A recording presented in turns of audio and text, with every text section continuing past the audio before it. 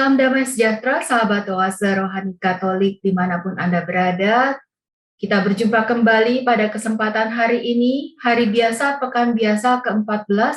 Dan saya sungguh berbahagia, saya sudah bersama dengan Romo Frederikus Jelahu Maigahoaku, yang akrab kita sapa dengan Romo Edi. Bersama dengan saya, Patricia Elsa.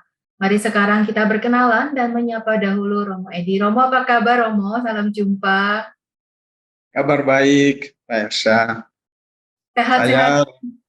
Saya Romo Edi. Nama lengkap saya Frederikus Jelahu Maigahoaku. Saya Imam Projo dari Keuskupan Ruteng yang sekarang sedang menyelesaikan studi di Jakarta. Ya, sekarang sedang berdomisili di Pusat Pastoral Samadhi ya, Romo ya? Ya. Pastinya yang kalau sering menonton Romo yang opera Komedi Samadhi. Iya, pastinya familiar dengan wajah dari Romo Edi. Ya. Baik Romo, kita akan awali acara Oase Rohani Katolik ini dengan doa bersama dengan Romo Edi. Silakan Romo. Saudara-saudari pemirsa Oase Rohani Katolik yang dikasihi Tuhan Yesus, marilah saat ini bersama-sama kita mengarahkan hati, mengucap syukur kepada Tuhan untuk segala rahmat dan berkat-Nya. Mari kita buka Oase Rohani Katolik kita kali ini dengan tanda kemenangan kita. Dalam nama Bapa dan Putra dan Roh Kudus. Amin. Marilah berdoa. Allah Bapa kami yang maha baik dan maha rahim, kami bersyukur dan memuji memuliakan Engkau tiada hentinya, karena kasih-Mu sungguh nyata bagi kami. Meskipun kami penuh dengan kelemahan dan dosa, namun Engkau tetap mengasihi kami. Bahkan lebih dari itu, Engkau menjadikan kami saluran rahmat dan berkat-Mu untuk begitu banyak saudara-saudari kami yang saat ini sangat membutuhkan perhatian dan cinta-Mu. Allah Bapa kami yang maha baik, hadirlah bersama kami dalam sesi Oase Rohani Katolik kali ini. Berkatilah semua orang yang ikut serta dalam acara ini, dan juga berkatilah kami semua yang akan mewartakan sabda-Mu untuk memberi kekuatan, untuk memberi bantuan rohani kepada begitu banyak orang yang saat ini sangat membutuhkan sentuhan kasih. Semoga Oase Rohani Katolik senantiasa menjadi sumber air di tengah keringnya perjalanan ziarah hidup kami di dunia ini. Hadirlah bersama kami Tuhan Yesus, dampingilah dan berkatilah kami semua. Sebab Engkaulah Tuhan dan pengantara kami, kini dan sepanjang segala masa. Amin. Terima kasih untuk doanya, Pastor. Dan kita akan mendengarkan bacaan pertama dari Nubuat Hosea, bab 10 ayat 1 sampai dengan 3, dilanjutkan ayat 7 sampai dengan 8 dan ayat 12. Israel adalah pohon anggur yang riak tumbuhnya, yang menghasilkan buah. Makin banyak buahnya, makin banyak dibuatnya mezbah-mezbah. Makin baik tanahnya, makin baik dibuatnya tugu-tugu berhala. Hati mereka licik. Sekarang mereka harus menanggung akibat kesalahannya. Tuhan akan menghancurkan mezbah-mezbah mereka, akan meruntuhkan tugu-tugu berhala mereka. Sungguh, sekarang mereka berkata, kita tidak mempunyai raja lagi, sebab kita tidak takut kepada Tuhan. Apakah yang dapat dilakukan raja bagi kita? Samaria akan dihancurkan. Rajanya seperti sepotong ranting yang terapung di air. Bukit-bukit pengorbanan awan, yakni dosa Israel, akan dimusnahkan. Semak duri dan rumput duri akan tumbuh di atas mezbah-mezbahnya. Dan mereka akan berkata kepada gunung-gunung, timbunilah kami. Dan kepada bukit-bukit, runtuhlah menimpa kami. Maka menaburlah sesuai dengan keadilan, menuailah menurut kasih setia. Bukalah bagimu tanah baru, sebab sudah waktunya untuk mencari Tuhan, sampai Ia datang dan menghujani kamu dengan keadilan. Demikianlah sabda Tuhan. Syukur kepada Allah. Mari kita tanggapi dengan Mazmur tanggapan. Carilah selalu wajah Tuhan. Carilah selalu wajah Tuhan. Bernyanyilah bagi Tuhan, bermazmurlah baginya, percakapkanlah segala perbuatannya yang ajaib. Bermegahlah dalam namanya yang kudus, biarlah bersuka hati orang-orang yang mencari Tuhan. Carilah selalu wajah Tuhan. Carilah Tuhan dan kekuatannya, carilah selalu wajahnya. Ingatlah perbuatan-perbuatan ajaib yang dilakukannya, mukjizatnya dan ketetapan-ketetapan yang diucapkannya. Carilah selalu wajah Tuhan. Hai anak cucu Abraham hambanya, hai anak-anak Yakub pilihannya, Dialah Tuhan Allah kita, ketetapannya berlaku di seluruh bumi. Carilah selalu wajah Tuhan. Sahabat Oase Rohani Katolik, kita akan mendengarkan bacaan Injil Suci dari Injil Matius bab 10 ayat 1 sampai dengan 7.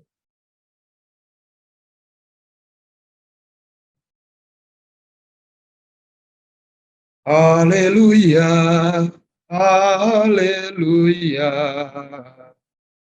haleluya, haleluya, haleluya, haleluya. Kerajaan Allah sudah dekat. Bertobatlah dan percayalah kepada Injil. Haleluya, haleluya, haleluya. Tuhan bersamamu Dan bersama rohmu. Inilah Injil suci menurut Matius. Dimuliakanlah Tuhan. Pada suatu hari, Yesus memanggil ke-12 muridnya dan memberi mereka kuasa untuk mengusir roh-roh jahat dan melenyapkan segala penyakit dan segala kelemahan. Inilah nama ke-12 rasul itu. Pertama, Simon yang disebut Petrus dan Andreas, saudaranya. Yakobus anak Zebedeus dan Yohanes, saudaranya. Filipus dan Bartolomeus, Thomas dan Matius, pemungut cukai. Yakobus anak Alfeus dan Tadeus, Simon orang Selot, dan Yudas Iskariot yang mengkhianati Yesus. Ke-12 murid itu diutus oleh Yesus. Dan ia berpesan kepada mereka, janganlah kalian menyimpang ke jalan bangsa lain, atau masuk ke dalam kota Samaria, melainkan pergilah kepada domba-domba yang hilang dari umat Israel. Pergilah dan wartakanlah, kerajaan Allah sudah dekat. Demikianlah sabda Tuhan. Terpujilah Kristus. Terima kasih Romo Edi untuk bacaan Injilnya. Sahabat Oase Rohani Katolik yang terkasih, kita sudah mendengarkan 2 bacaan pada kesempatan hari ini. Dan sekarang Romo Edi akan memberikan inspirasi pewartaan dan kabar baik Injil kepada kita. Silakan Romo. Sahabat Oase Rohani Katolik yang dikasihi Tuhan, hari ini bacaan-bacaan suci mengangkat satu tema yang sangat penting dalam kehidupan kita, yaitu pergilah dan wartakanlah, kerajaan Allah sudah dekat. Saudara-saudariku yang dikasihi Tuhan, kerajaan Allah seperti yang disampaikan Kristus bukanlah sesuatu yang sifatnya duniawi atau yang kita kenal dengan kerajaan politis seperti yang diperjuangkan banyak orang di dunia ini dalam bentuk kekuasaan negara dan juga dalam bentuk demokrasi seperti yang terjadi saat ini. Ada banyak orang yang juga mengira bahwa kerajaan Allah bisa dibentuk dari kuasa-kuasa politik seperti itu. Karena itu mereka membangun kerajaan dunia seolah-olah itu akan menjadi kerajaan. Namun ternyata mereka sesat. Hal semacam ini juga terjadi dengan orang-orang Israel pada masa itu. Ketika mereka mengharapkan harapan mesianik yang sifatnya rohani menjadi sebuah gerakan politik. Terutama karena pada masa itu bangsa Israel pada masa Yesus sedang dijajah oleh penguasa Romawi. Karena itu harapan mesianik mereka terjemahkan menjadi perjuangan untuk merebut kekuasaan secara politik di Israel. Saudara-saudariku yang terkasih, namun kita tahu persis kerajaan surga yang dimaksudkan oleh Kristus bukanlah kuasa politik seperti itu, tetapi lebih kepada suasana rohani, di mana Roh Allah menguasai hati manusia. Roh Allah yang menggerakkan segala sesuatu. Dan segala sesuatu terarah kepada pemenuhan janji-janji Tuhan. Saudara-saudariku yang terkasih. Dalam banyak perumpamaan, Yesus mengungkapkan bahwa kerajaan Allah itu seumpama biji sesat. Biji itu yang paling kecil dari semua jenis biji-bijian. Tetapi ketika ia tumbuh, ia akan menjadi pohon yang besar dan di mana burung-burung bisa bersarang di dalam. Ini satu dimensi dari gambaran tentang kerajaan. Ia kecil, lembut, tetapi punya daya yang besar. Demikian juga Yesus mengungkapkan, kerajaan Allah itu seumpama ragi yang dicampurkan dalam tepung, yang kemudian akan membuat adonan itu menjadi mengembang. Demikian juga halnya kerajaan Allah. Ia kecil, tetapi justru memiliki pengaruh yang kuat, karena dia ada sebagai suatu suasana di mana roh Tuhan menguasai dan menggerakkan segala sesuatu. Saudara-saudariku yang dikasihi Tuhan, pergilah dan wartakanlah, kerajaan Allah sudah dekat. Sudah dekat.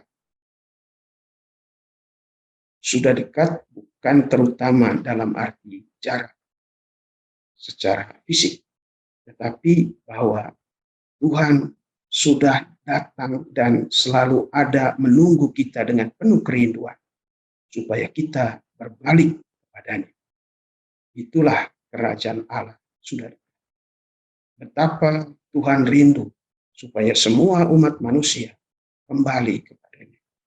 Supaya umat manusia jangan silau oleh berbagai nilai-nilai dunia dan kemudian tidak sampai kepada Tuhan.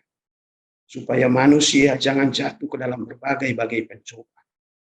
Saudara-saudariku yang dikasihi Tuhan, itulah kerajaan Allah sudah dekat. Dan ini harus diwartakan. Mengapa Kristus mewartakan bahwa kerajaan Allah sudah dekat? Konteksnya ada di dalam bacaan pertama yang tadi kita dengar. Dalam bacaan pertama tadi, di sana dilukiskan bagaimana Israel sebagai satu bangsa itu dilukiskan seperti pokok anggur yang tumbuh dengan subur. Namun semakin ia subur dan berbuah, semakin ia justru mendirikan mesbah-mesbah untuk menyembah hal-hal lain, menyembah ilah-ilah. Semakin ia tanahnya subur diberkati Tuhan, justru ia semakin jauh. Mengapa terjadi hal demikian? Mengapa orang tidak sampai mengenal Tuhan ketika ia justru ada dalam situasi kelimpahan?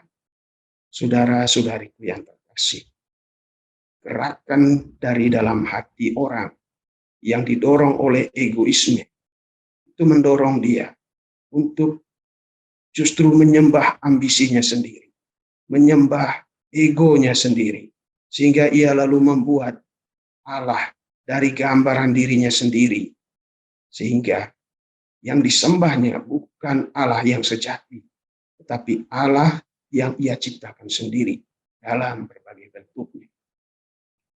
Pengalaman rohani seperti ini juga terjadi sampai hari ini dalam diri begitu banyak orang.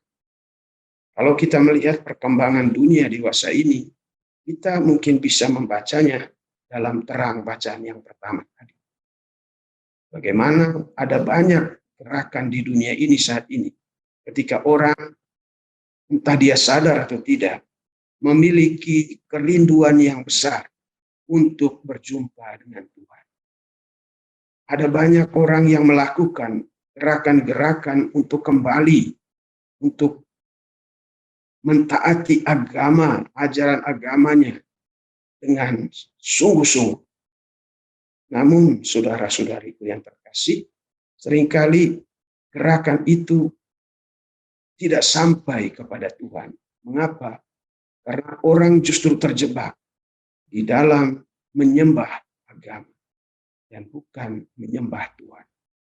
Agama yang seharusnya menjadi sarana menghantar orang kepada Tuhan justru disembah.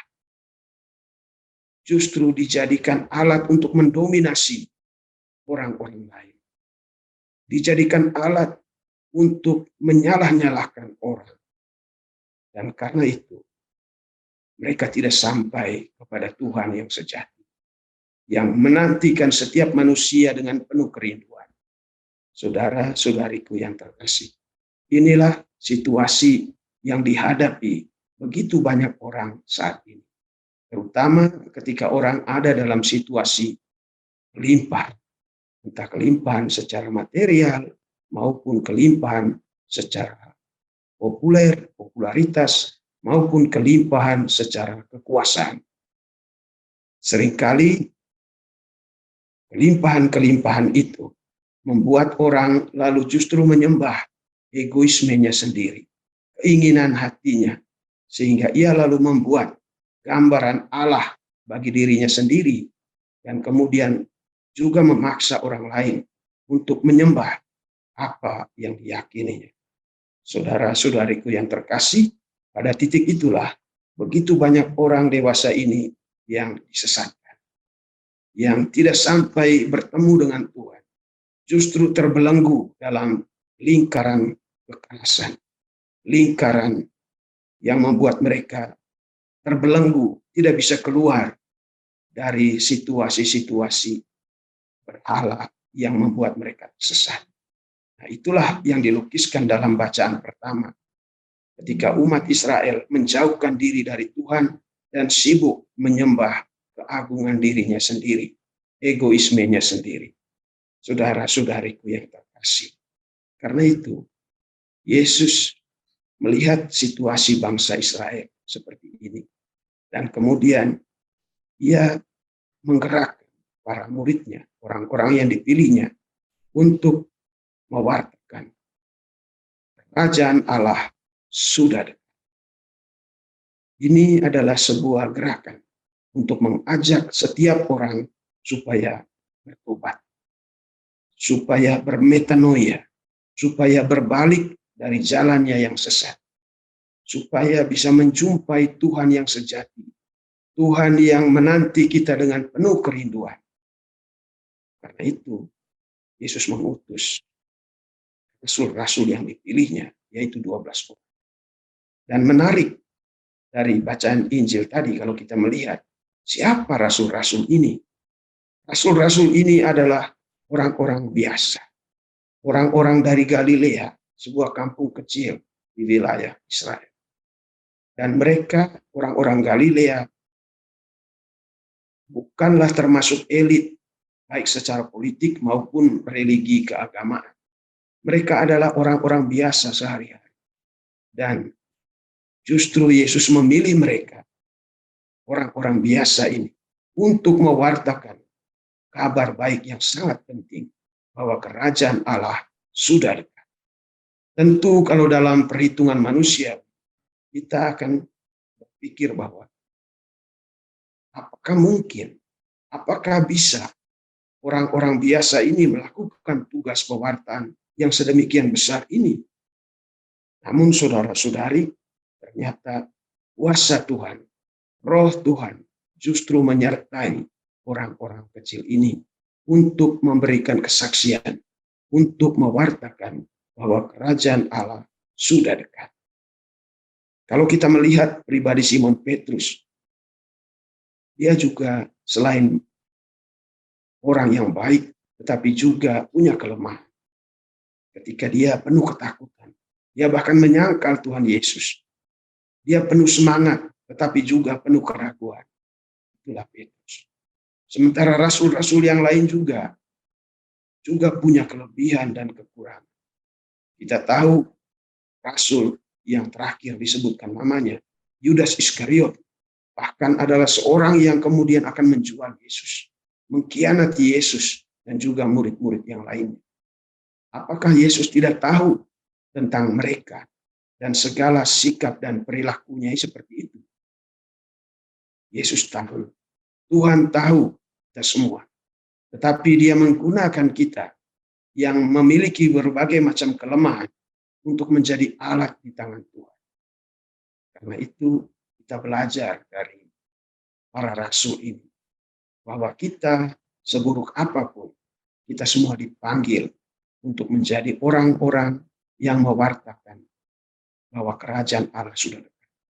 Kita adalah orang-orang yang dipanggil untuk mengajak begitu banyak orang supaya keluar dari kebiasaan-kebiasaan buruk yang menyembah hal-hal yang bukan Tuhan, yang menyembah, yang mengejar kenikmatan duniawi secara sembarangan, yang tidak tahu bagaimana untuk berjumpa dengan Tuhan yang sejati.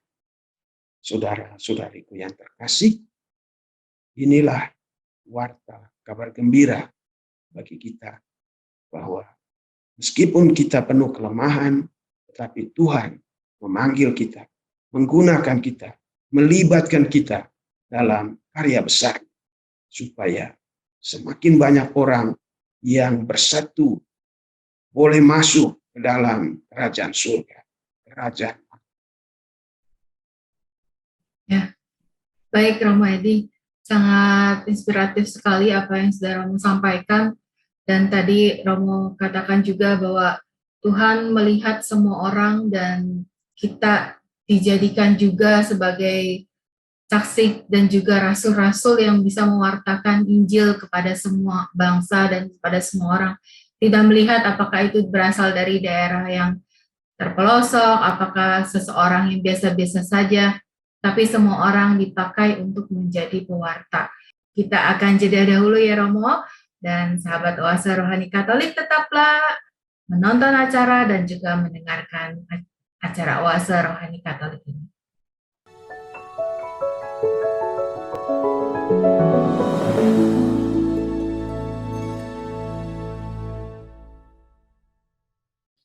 Terima kasih Anda masih bersama dengan kami, sahabat Oase Rohani Katolik, masih bersama dengan Romo Edi dan saya Patricia Elsa. Kita akan mendengarkan lebih lanjut pembahasan dari Injil Suci dan juga mungkin dari renungan-renungan ataupun mungkin ada sharing yang bisa Romo sampaikan. Silakan Romo. Baik, sahabat Oase Rohani Katolik, selanjutnya marilah kita melihat lebih dalam dari tugas perutusan kita kita yang dipanggil untuk menjadi pewarta kerajaan Allah yang sudah dekat. Menarik dalam bacaan Injil tadi, Yesus menyampaikan pesan kepada para rasul supaya jangan menyimpang ke jalan bangsa-bangsa lain, supaya mereka lebih berfokus kepada domba-domba dari kelompok bangsa Israel yang hilang. Kalau kita menyimak hal ini, mungkin secara spontan kita berpikir bahwa Yesus tidak menghendaki bahwa kabar gembira itu disampaikan juga kepada bangsa-bangsa lain. Namun saudara-saudaraku yang terkasih, kalau kita melihat mengapa Yesus meminta para rasul, para muridnya yang pertama, supaya jangan pergi atau jangan dulu mewartakan itu kepada bangsa-bangsa lain. Salah satu hal atau alasan yang bisa kita temukan adalah bahwa harapan mesianik itu pertama-tama hidup dalam komunitas bangsa Yahudi. Harapan mesianik itu diceritakan turun-temurun dalam keturunan bangsa Yahudi. Karena itu, orang-orang Yahudi ini dari suku-suku Israel ini akan lebih mudah untuk menerima dan kemudian bisa menghayati apa yang diwartakan oleh para rasul. Pewartaan itu pertama-tama diarahkan kepada orang-orang yang sudah tahu dan sudah memiliki kerinduan itu. Sehingga kemudian dari mereka inilah diharapkan tumbuh begitu banyak orang yang percaya kepada Tuhan dan bisa kembali kepada Tuhan. Namun kita tahu justru dalam perjalanan waktu, orang-orang Yahudi yang kepada mereka pewartaan kerajaan Allah itu pertama-tama diwartakan, justru mereka menolak.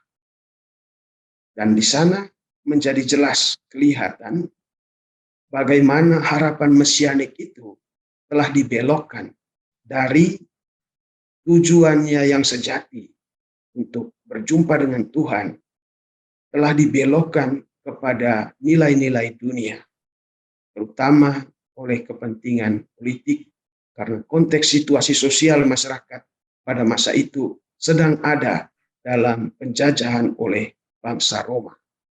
Karena itu, ketika Yesus datang dengan segala ajakannya, justru pemuka-pemuka agama Yahudi, orang-orang Farisi, dan orang-orang Saduki, mereka adalah pemuka-pemuka agama, orang-orang terpelajar yang memahami betul tentang harapan mesianik itu, tetapi justru merekalah yang pertama berdiri di depan untuk menolak apa yang disampaikan Kristus. Saudara-saudariku yang terkasih, apa yang disampaikan Yesus kepada murid-muridnya dan juga sejarah perjalanan pewartaan di antara kalangan Yahudi kiranya memberi inspirasi bagi kita supaya pertama, ketika kita dipanggil untuk menjadi pewarta, kita harus menyiapkan diri. Kita sendiri harus siap karena kita adalah orang-orang yang pertama yang telah menerima Kristus sejak kita dibaptis. Kita harus membaca dan merenungkan sabda Tuhan, yang dari sana kita bisa mengenal siapa Yesus yang kita wartakan. Kita juga ikut dalam berbagai ritual liturgi yang membuat kita selalu dekat dan bersekutu, bersatu dengan Tuhan. Dan juga kita terlibat dalam karya kerasulan amal kasih yang membuat hati kita selalu penuh dengan cinta, seperti cinta Tuhan kepada kita yang telah memenuhi hati kita. Saudara-saudaraku yang terkasih, sebagai pewarta-pewarta, saksi-saksi tentang kerajaan Allah yang sudah dekat di dunia ini, baiklah kalau kita pertama-tama menyiapkan diri selalu. Kita memelihara hati kita, pikiran kita, dan keterarahan hati dan budi kita hanya kepada Tuhan. Bahwa segala kesibukan kita di dunia ini adalah sarana yang membantu kita untuk dekat dengan Tuhan, untuk mengasihi Tuhan dan mengasihi sesama. Kita tidak boleh terjebak untuk menjadikan hal-hal duniawi sebagai tujuan dalam hidup kita. Tujuan kita hanya satu, yaitu Tuhan sendiri. Dengan demikian, kita bisa mengenal kerajaan surga yang diwartakan oleh Kristus. Kerajaan di mana hati kita dipenuhi oleh kuasa Roh Kudus. Roh yang selalu mendorong kita untuk melakukan hal-hal baik di atas dunia ini.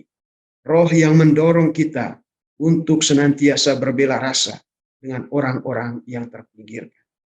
Saudara-saudariku yang terkasih dalam Tuhan. Hal kedua yang bisa kita refleksikan dari permenungan pada hari ini adalah sebagai sebuah persekutuan gereja, kita hendaknya selalu terbuka seperti ajakan Bapa Suci kita, Paus Fransiskus. Gereja kita harus menjadi gereja dengan pintu-pintu terbuka, yang memiliki kepedulian sosial, yang memiliki kepedulian terhadap lingkungan, yang memiliki kepedulian terhadap orang-orang yang terpinggirkan dari kompetisi global saat ini. Gereja hendaknya selalu ada di pihak orang-orang yang terpinggirkan. Itulah panggilan kita. Karena itu, kita hendaknya tidak sibuk dengan diri sendiri saja, tetapi membuka pintu-pintu hati kita untuk saudara-saudara kita yang membutuhkan. Tidak hanya dalam sebatas gereja kita, tetapi juga semua umat manusia kita tarik, kita panggil, kita ajak supaya semua kembali kepada Bapa. Kembali mengenal Tuhan yang sejati. Karena dialah yang dengan rindu menanti semua manusia. Karena dialah sang pemilik kerajaan surga. Yang darinya kita semua hidup, kita semua ada, dan kita berkembang di atas dunia ini. Saudara-saudariku yang terkasih, marilah kita tetap setia menjadi saksi-saksi dari kerajaan Allah yang sudah dekat, yang menunjukkan betapa Tuhan rindu untuk mengumpulkan kita semua, anak-anaknya, di bawah kepak sayapnya. Supaya kita semua akhirnya selamat sampai kepada Tuhan. Amin. Amin. Semua harapan, doa, dan juga yang pastinya iman kita yang teguh. Biarpun ada badai topan apapun ya Romo ya, kita selalu setia sampai akhir dan juga pastinya Tuhan akan selalu menyertai kita. Seperti itu ya Romo. Ya. Ya. Baik, terima kasih banyak Romo Edi yang sudah memberikan inspirasi pewartaan renungan dari bacaan-bacaan pada hari ini. Kita pastinya yang menyaksikan ataupun mendengarkan siaran Oase Rohani Katolik semakin sungguh percaya dan juga semakin sungguh mempunyai perasaan bahagia, sukacita, dan juga harapan kepada Tuhan Yesus saja. Dan Pastor Romo, kita akan akhiri acara ini. Kita akan mohon doa dan berkat melalui Romo Edi. Silakan Romo. Sahabat Oase Rohani Katolik, setelah kita mendengarkan firman Tuhan dan merenungkannya, marilah sekarang kita kembali mengangkat hati. Kita mau bersyukur, memuji, dan memuliakan. Marilah berdoa. Allah Bapa kami yang maha baik dan maha rahim, kami bersyukur karena saat ini kami boleh menimba kembali semangat kerasulan kami yang telah Engkau tanamkan dalam panggilan kami sebagai murid-murid-Mu, sebagai orang-orang yang Engkau gunakan sebagai alat di tangan-Mu untuk mewartakan kabar sukacita kabar gembira bahwa kerajaan-Mu sudah dekat, yang menunjukkan betapa bahwa Engkau merindukan semua umat manusia supaya kembali kepadamu, supaya mengenal Engkau, dan semuanya diselamatkan. Berkatilah begitu banyak saudara-saudari kami saat ini yang tergerak hatinya untuk menjadi saksi-saksi-Mu, untuk menjadi pewarta-pewarta sabda-Mu. Berkatilah semua para imam, Bapak Uskup, dan seluruh perangkat gereja, serta seluruh umat dengan segala duka dan kecemasan, kegembiraan dan harapan mereka dalam hidup ini. Kiranya semuanya dikuasai oleh Roh-Mu, sehingga kerajaan-Mu sungguh-sungguh hadir, nyata di dalam derap langkah hidup kami. Berkatilah kami semua, keluarga-keluarga kami, dan semua niat baik hati kami. Saat ini, marilah kita dengan rendah hati, memohon berkat Tuhan. Tuhan bersamamu. Dan bersama Tuhan. Kita sekalian, semua orang yang kita doakan, tugas dan perutusan kita, serta keluarga kita masing-masing, senantiasa dibimbing, dilindungi, dan diberkati oleh Allah yang Maha Kuasa, dalam nama Bapa dan Putra dan Roh Kudus. Terima kasih banyak, Romo Edi, dan sahabat oase rohani Katolik yang terkasih, kita pamit undur diri. Kita akan berjumpa kembali di kesempatan lain. Tetap jaga kesehatan, jaga hati, dan juga pastinya tetap punya keyakinan setia sampai akhir kepada Tuhan Yesus saja. Kita pamit undur diri. Saya Patricia Elsa bersama dengan saya Romo Edi Celahu. Ya, kita pamit undur diri. Sampai jumpa lagi. Salam.